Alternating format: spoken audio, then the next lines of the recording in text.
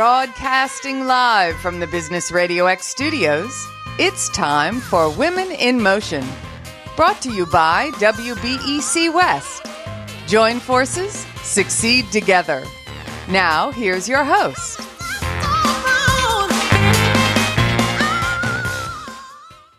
Lee Cantor here with Dr. Pamela Williamson, another episode of Women in Motion brought to you by WBEC West. So excited to be talking to the folks we have on today. This month's theme is Women in Construction, and this episode is going to focus in on Milestones to Millions. You got quite a group today, Pamela. I do, Lee. It's great to be with you again. And today we are focusing on women in constructions and milestones to million. Both of those topics are quandaries, right? Because in the United States today, we have, if you round up, about 800,000 construction companies. And out of those 800,000, only 3% are actually operated and owned by women-owned businesses or women-owned entrepreneurs. And then when you look at milestones to millions, what's even a crazier thought is only 3% of the women-owned businesses in America today make over $1 million in revenue. So I'm excited to have the two women here today that we are speaking with. I'm going to start with Jenny Tanner from Tanner Glass. Can you talk to us a little bit about how you started your business? Hi, Pamela. Thank you for having me. It started out to be a family business. My father, my husband, my brother, and myself started our company in 2000. I had no idea that I would learn to love selling doorknobs and shower doors, but it definitely became something that I fell in love with, and the sales aspect of it and just learning about construction. I own the company by myself today, and I have 65 employees, and I really love what I do still, even at my old age. Thanks, Jenny. Barbara Myrick from B&M Construction, located in Colorado, correct? Correct. In the beautiful Front Range of Colorado Springs. Mm-hmm. So tell us a little bit about how you started your company. I've heard your journey before, which I love. So I'm excited to hear you share it.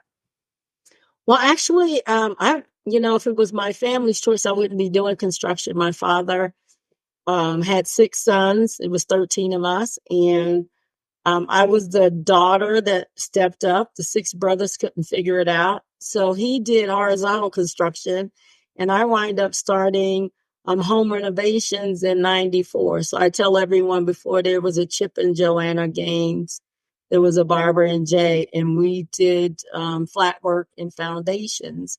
And then in 2000, I ventured into the government sector where I found my niche, and I just love it. And Jenny, I wouldn't say we have old age. I would just say we're just very, we have a lot of wisdom. How about that?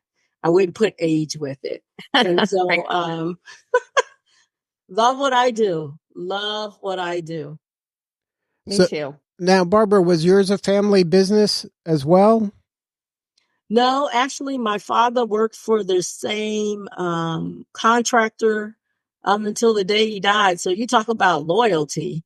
He started with asphalt and horizontal construction at 23, and it kept going until he was 72. So it wasn't a family business. He wanted the family to do a business, but it didn't happen the way he wanted. It was a daughter that stepped up and did it. So then in your firm, is your family involved, or is it you? It's just me with employees.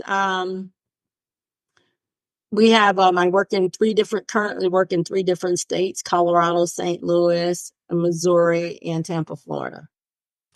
Now, Jenny, coming from a family business, was that something that was expected? The kids were supposed to be part of that, and then you just kind of followed along, or was that something you were like, okay, I really enjoy this, I'm going to pursue this?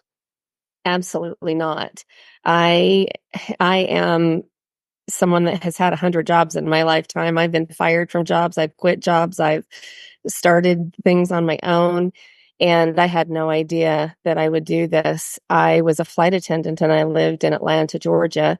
And I just got tired of opening cans of Coke and thought that after 10 years, if I hadn't met my future husband by then, he wasn't in Atlanta. So I decided to move back to Utah. And my father owned a company that did similar to what we do now. And he had a partner, and they didn't really like each other very well. And my brother worked for him at the time. So my dad said, "Hey, if you want to move back from Atlanta, I've got a job for you as a sales rep, peddling doorknobs and mirrors and shower doors in the Park City area." And so I thought, well, what the heck? I'll give it a try. So I moved back. I met my husband who worked for my father the first day I got back. So I definitely felt like that was meant to be. And working with my dad and my brother and my husband didn't become my husband for about 2 or 3 years after, but working with my family it was extremely challenging getting to know them again after living away and loving them but not really knowing them anymore as a grown up, and just learning the business inside and out. My dad was such a great mentor for me, and I really appreciated all the time he spent teaching me about the business and helping me understand, how to be profitable in this kind of business, because you aren't always profitable in construction. And then now, are your children involved, or does that kind of end with you? You know, so when I moved back from Atlanta, I was 32. And again, having jobs all over the place, I didn't know I would be working in a family business. And so I have to remind my father that while his two granddaughters don't want to have anything at all to do with the business, they're only 24 and 19, and who knows what the future holds. My one daughter just graduated from the University of Utah with a degree in environmental and sustainability studies. And then my other daughter is a barista at Beans and Brew at the airport and loves her job. And right now, neither one of them want anything to do with what I do every day. So on that, my children actually did work for me. Actually, my husband used to work for me. And for us, it was a struggle because I am very direct, and they couldn't separate work from home. And so it was best that none of them worked for me. And so my husband and I started a business together, and then um, I seen beyond what we could be. So most small businesses, live in the small business mindset, and I live in the large business mindset. How do I get there? And my family just wanted to be the mom and pop, right? And that didn't fill me. It didn't satisfy me. And so my husband left the company, and then he does his thing now. He plays in dirt all day. So he excavates, and that's what he does, and he loves it. And my daughters, they came to work for me, and it was hard for them to work for mom, because at the end of the day, you do have to separate family from business during those hours. And they really had a hard time. And both of them are graduates from DU, and now I'm proud of them. They're doing their own thing. I had to tell them to go find what makes them happy, because working for me didn't bring them fulfillment. I wanted them to fulfill their dreams and wishes. And I think sometimes family owned businesses, the expectation is that kids take over the business. But is that their dream? Is that their passion? Are they going to give their 150% like we did to build a business? And so I had to come to grips with that myself as a mom, that this was my dream. This was my passion. And so I wanted them to go and spread their wings. So they're doing well now. And my son, he went on into the Navy as a nuclear engineer tech, and they all just had to go do their own thing. But I see it now. That was the best thing that for me, was to let them go and be the eagles and soar that they could be, because it wasn't with me in the company. Now, you brought up an interesting point, and I think it kind of dovetails nicely with what Pamela said at the start, that very few women, first of all, get into construction, and then second of all, achieve that kind of $1 million mark. Any advice that you can share for that aspiring woman entrepreneur to dream big and to really kind of go for it rather than settle maybe for a smaller entity when, there might be a path to a larger entity? Well, I don't think everybody wants to have a large business. It's hard to have that many employees and to offer the benefits and to be a legitimate big business as opposed to a mom and pop shop where you can fly off the seat of your pants anytime you want. It has to be structured in a way that you understand your financials and understand the profitability of your company, and that isn't for everyone. So any advice I would give someone, another woman that has a construction company or wants to start a construction company, or any company for that matter, you need to know what you want at the end of the day, and in 20 years from now, where do you see your company? And that's where you start. Is if you don't want the headache of all of those employees and the 401ks and the insurance and the vacation and HR and accountants and lawyers, then maybe you better hone it in and bring it back to begin with, if that doesn't suit you right now today, if that's not where you see your company going. I totally agree with that. At one point, I had 90 employees, and it was just, you're right. You had the 401k, you had the health benefits, you had to provide, you had the taxes that was employee taxes that was just crazy, right? And then you had the stress of getting out there, and you had to bring in income, right? So most people think, well, I have these contracts that'll last forever. No, you constantly have to look for work and submit proposals and things of that nature. So I totally agree with you. You give it, uh, think about it, because going from a small business to a mid-sized business to a large business are all different phases. And so find your niche within um, that area of expertise that you love. And if it's you want to be a $5 million business a year and have great profits, that's great. 10 million, that's great. But we have to keep in mind, the bigger we get, your profit margins actually, they don't increase, they go down. And so give all of that some thought. I mean, being great is good, but there's heavy roles and responsibilities that come with being large and great and all of those things. So great point. I would take that and put that in my. Now, were there any challenges as you were kind of going evolving in your business where you were like almost stopped, but you kind of powered through, or you got help and were able to kind of overcome them?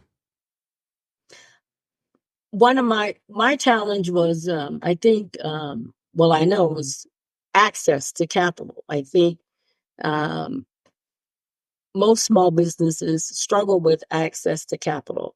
And so getting the head around your financials and your profits, and understanding not to take everything out of the company that you make, because you do need to grow, um, was some lessons that I learned that helped me move to where I'm at now. So learning those basic fundamentals of financials and Jenny said, making sure you have an attorney. Even as a small business, you need to have an attorney. You need to have a good accountant. You need to have a good bonding company. And I think sometimes we don't look at all the parts and pieces that come with doing it. It's after we get in it that we have to realize that we have to do those things. But access to capital was a challenge for me for my growth. But once I got my head around it, I'm okay. I understand it. Yeah, I actually have somewhat of a sad story. As we were going into the recession, and we're in both commercial and residential construction, and during the recession, my brother, who I think for all intents and purposes, my dad thought that Jeff and I would be partners. We would buy him out. He and my mom would go live on a boat in the Caribbean one day. He had this, great vision for himself. But my brother ended up getting sick and passing away in 2011. And we were sick in the recession at that time. We could start seeing ourselves coming out of it a little bit, but me having to lay people off and deal with the death of my brother, and my father saying, I don't want to have anything to do with this business anymore. It's too painful for me now that he's gone. And my hopes and dreams are now gone because my goal was for the two of you to go out and make your dreams come true with this business. So getting through the recession, having my dad leave, having my brother pass, and being by myself, we all had our different roles. And then being by myself and having to pick up every single one of those roles was really difficult for me. And like Barbara, my husband didn't, I guess he was married to the boss. And so there was always I kind of get to do what I want. And we had to make an agreement that he would leave the company too. So going through that by myself and then having to prove that I was going to make this business get back onto its feet, and having people from a distance, having customers, having manufacturers watch from 30,000 feet to see if I'd be able to bring it back was really challenging. I think when you're going through it, you don't realize until you've come out of it how painful it actually was. And you can look back in the rearview mirror. And so during it, I just did it. I got up every day. I went to work. I solved problems. I'm a problem solver. I can make a decision in a second. I don't have to contemplate anything. I know what's right and wrong for my business. And but going through that was probably the hardest thing I think I've ever gone through in our business. So, you bring something. Thank you for having me reflect. So in 2017, I wound up with breast cancer. And so I had to leave the company for health reasons. I had to step back afar to, heal. And when I came back, everything was upside down. Mm. And it was just a total mess. And so someone came in, actually my daughter came in and said, she didn't say we had a problem. She said, you had a problem. So everything that they didn't do while I was out for 9 months came back to me when I came back. And you're right. I put my head down. Most people would have filed bankruptcy and closed their doors. I put my head down. I reached out to my creditors and all my clients, and I just worked through it. And so I hired a new accountant last year in 2023, the beginning of 2023. And she was just speechless. When she went back and looked at the history, she said, oh my goodness, most people would have given up, but you didn't give up. And she said, how did you do it? And I said, I love what I do. I reached out and communicated with my vendors and my clients, and I just worked through it. And I said, I'm in a better place today than I was in 2017. And in 2017, I had crazy revenues, but I'm in a better place today from a mindset of processes and procedures and accountability and all of those things that we overlook sometimes. I'm in a better place, in a better mindset. I know what I want to do, how I want to do it, and what clients I want. So I commend you because, dealing with bereavement and going through all of those things is a hard process.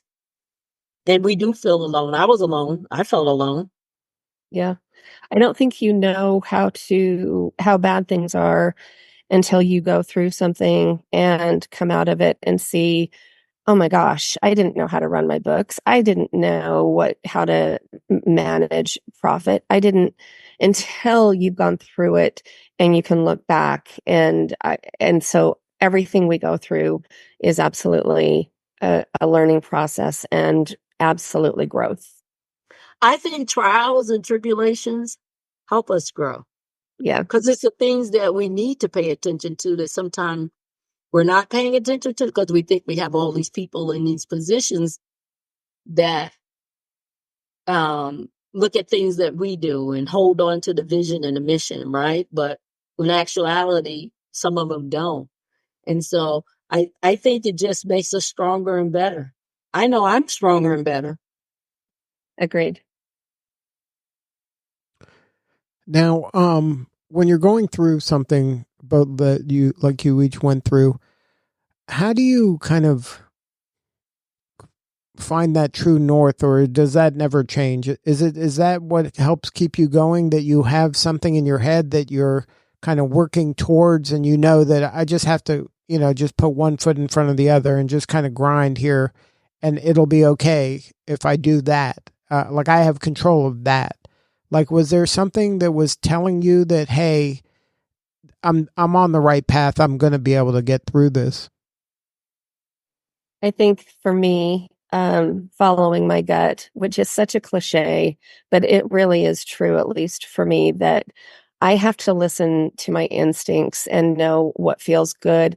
And if it's too hard, then maybe it's not worth it. But I mean, that doesn't mean that you shouldn't fight for the things that are difficult. It just means that if you just keep getting tripped up over things that don't make sense, then maybe it just isn't the right thing.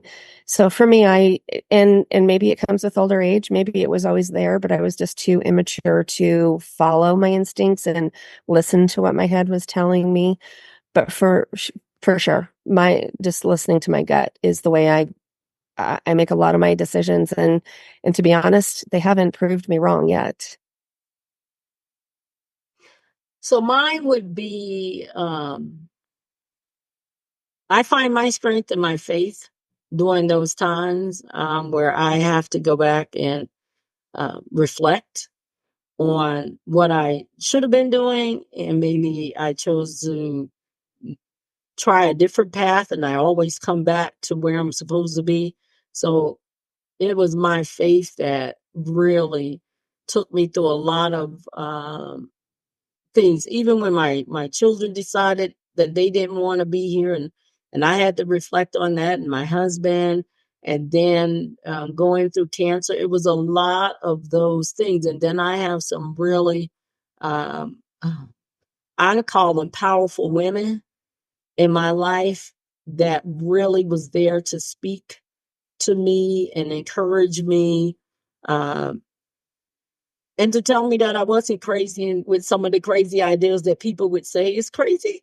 They would say, gosh, that's amazing. When are you going to get that going? And so just having that strong network of women, even Pamela at times, she would call me and check on me um, to help me get through those hard times, because as women, we seem to hold things in more and try to figure it out ourselves. But I've learned over the years that I just share and have everyone else come in and help me. So it was my faith and some strong women that I have in my life.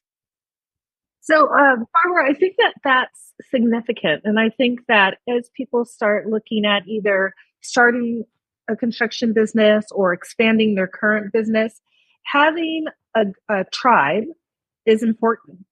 And so I don't know if either of you want to talk about any of the organizations that you belong to that have helped you as you've been growing your business.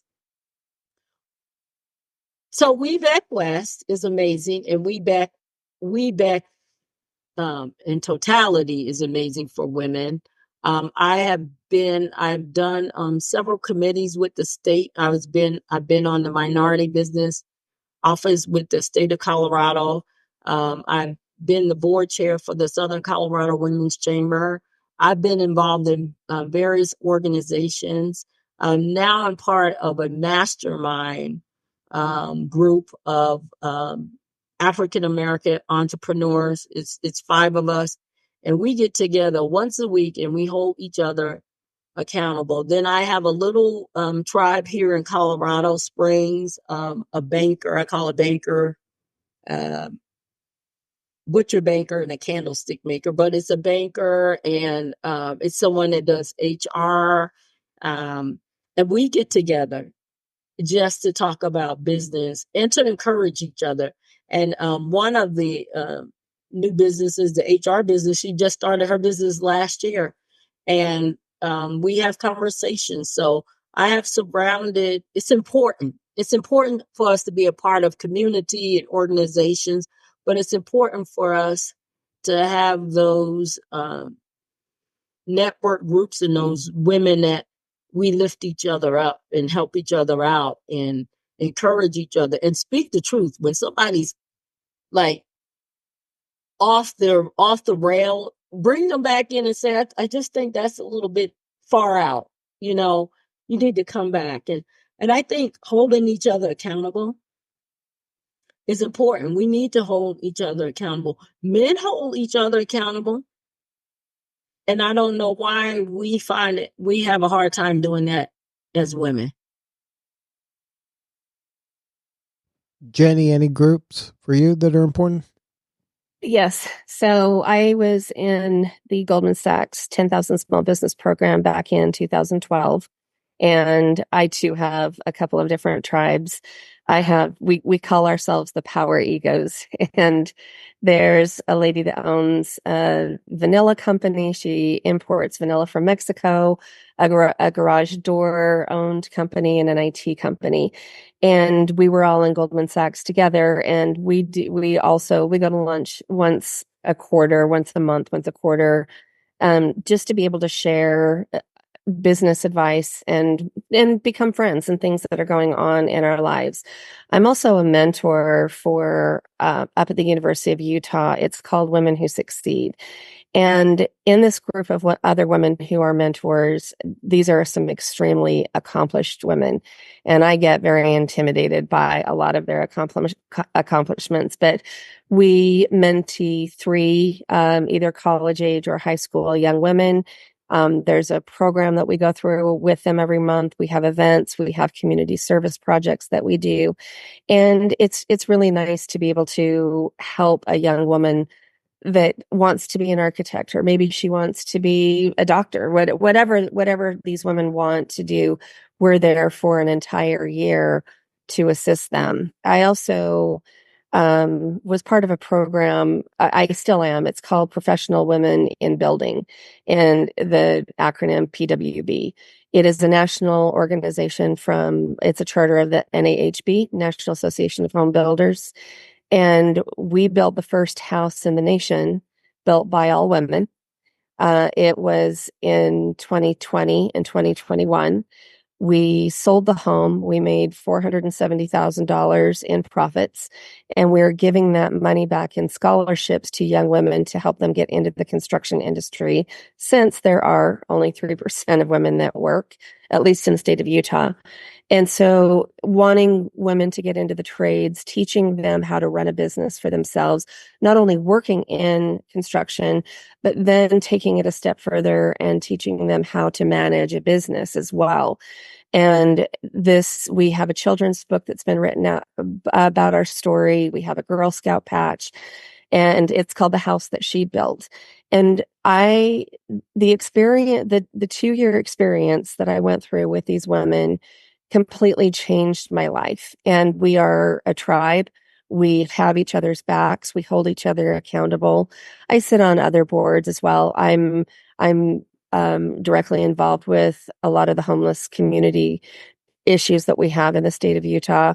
But PWB and the mentorship that I have through the Women Who Succeed program, and then my Power Egos, all of those women have my back and they hold me accountable. Like Barbara said, we have each other, and we share and we cry, and we've all been through trauma together. And we get together and we laugh and we cry and we drink and we have a lot of fun together as well. So, there aren't that many. I think women have a tendency to be more competitive. A lot of the panels that I sit on, I'm always hearing the same thing, that a woman would never apply for a job unless she could check all of the boxes. A man applies for a job without checking any of the boxes and said, hey, if I get it, I get it. If I don't, I don't. Who cares? Where women feel the need that they have to be perfect and they have to check all those boxes.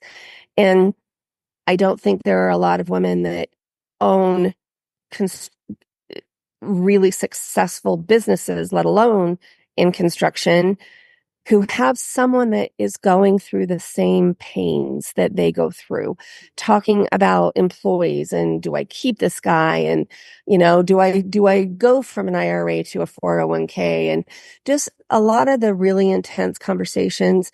There are just not a lot of women out there that are able to share in the experiences that we're going through. Mm-hmm. Now, is the construction industry your father's and grandfather's construction industry, or is it slowly changing?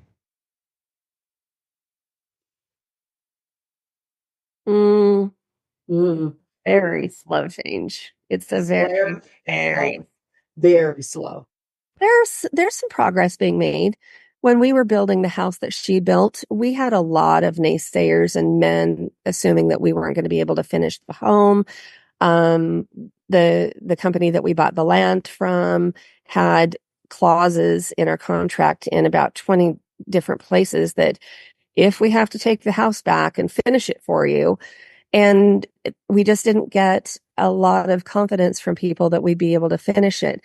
And I do think that things are changing. I think social media has been a huge asset to women working in construction, because there are so many women, the tiny plumber girl and who came out and helped us, and the drywall chicks out of Montana. And there are so many women now on social media in the trades that it's definitely starting to snowball, and women are wanting and knowing that these things that they love doing, whether it's woodworking, whether it's welding, can actually become a career instead of a hobby. So I think it is starting to gain momentum, but at a snail's pace, unfortunately. Are you? I think, Go ahead, Barbara. I think it is a slow pace, but I think what holds a lot of women back is getting access to things that they need to be successful. That the business isn't passed on, that they have to figure out how to buy equipment, figure out uh, uh, equipment and trucks and all of those things, the finances, and how am I going to finance this and all of that. It's so much that the challenges that come with women getting as an entrant into this here in the construction industry, it can be quite challenging. And I think that contributes to the slow pace of women entering into the construction industry, because there are so many unknowns, and it's a huge obligation and finance commitment that you have to do in some areas. Well, and the perception is it's laborious. And so you're out in the field getting dirty and you're freezing or you're sweating, and a lot of women think that's not for me, but it doesn't have to be like that. Mm-hmm. I totally agree. I still wear my stilettos. Now, is technology helping in that way to make it not as physically demanding as maybe it has been in the past? Absolutely. Mm-hmm. So you're finding younger women and girls, like at least considering this as a career path, maybe more than they would, in previous generations? So what I do, I go to the high schools, and because most people have the perception, so 80% of construction jobs are by white males in the industry, 80%. So I go into the high schools of I go to the underprivileged schools here in Colorado Springs, and I've created a list of just about every position outside of vendor sales that's in the construction industry, the trades, and how you can start out as an apprentice. And it has changed some young ladies' mind, even young ladies that wanted to be architects, right? Okay, I can get into electrical engineering. I can get into mechanical engineering.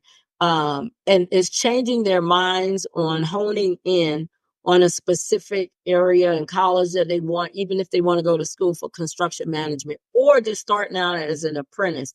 And what I've done is showed them the dollar value that comes with it. And if you start as a laborer, and what you can wind up being the president of a company, of that same company, if you stay and stick with it.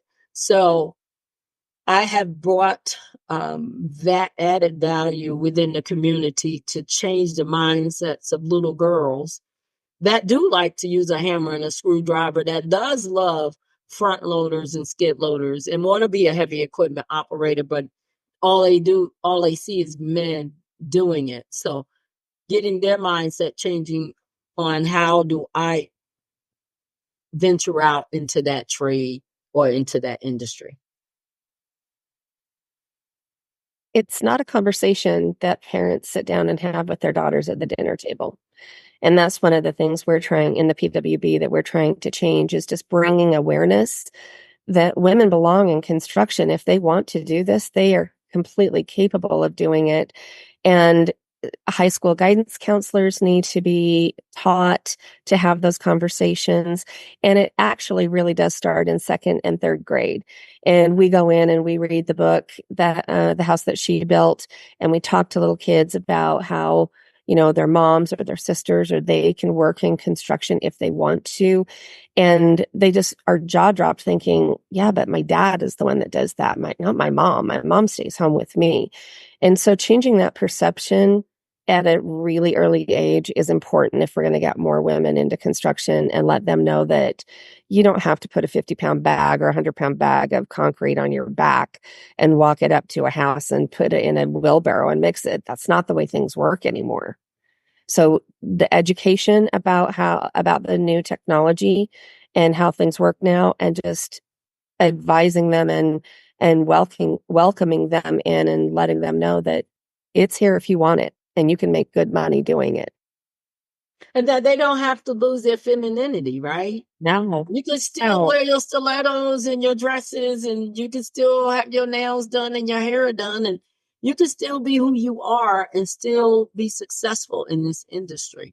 So we don't have to give up our identity to be in a male dominant industry. We can still be who we are.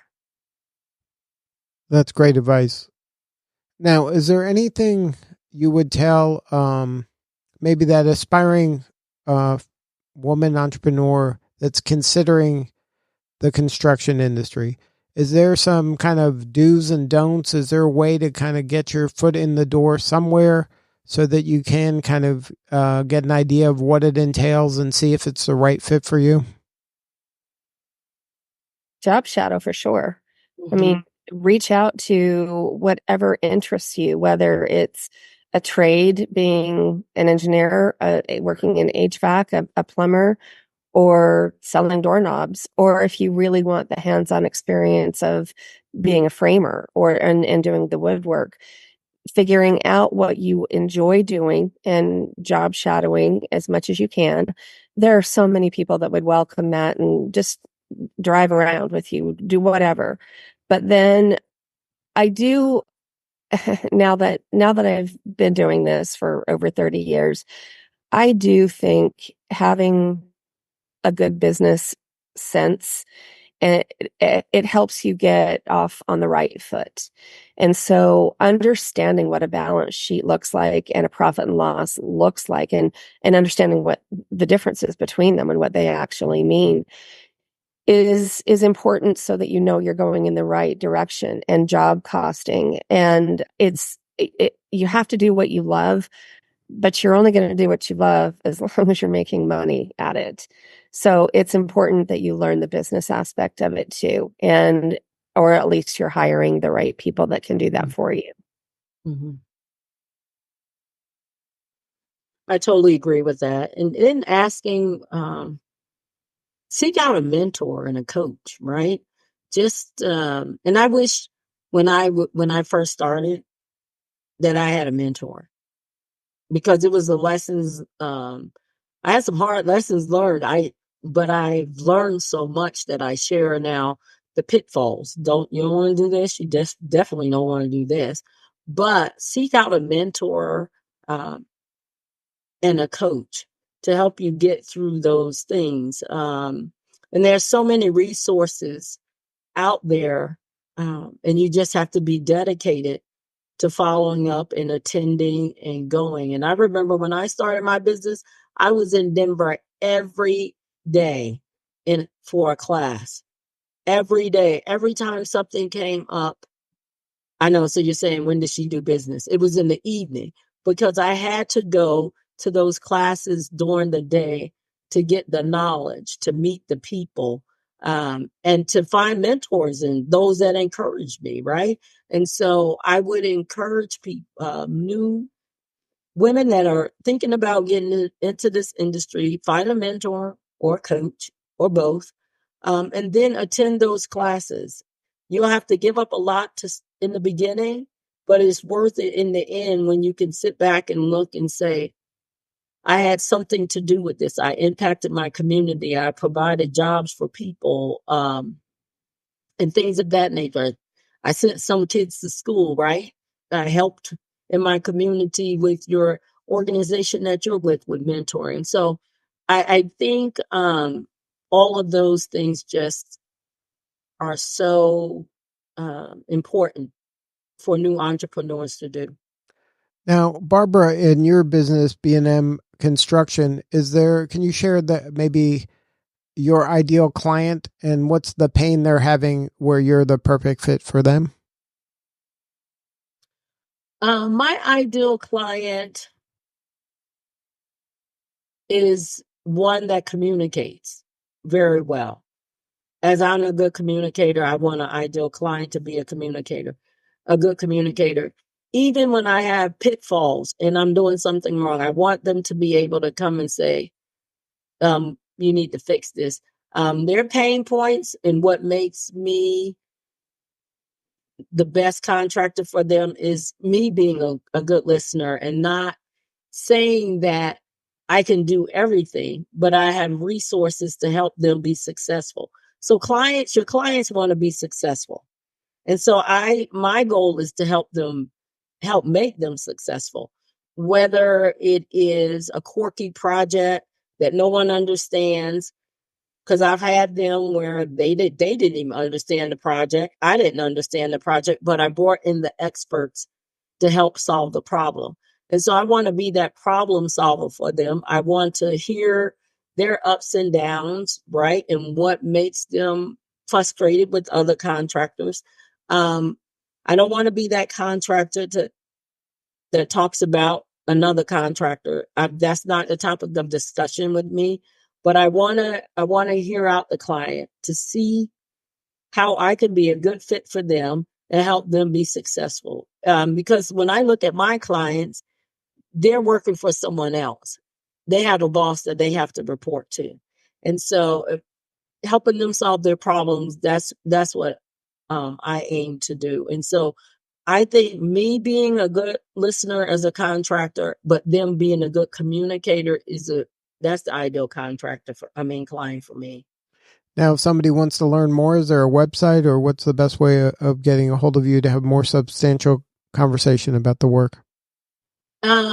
They can contact me at bmyrick, BMYRICK at BMC lowercase i.com, or they can reach me on my cell phone, 719-205-4795.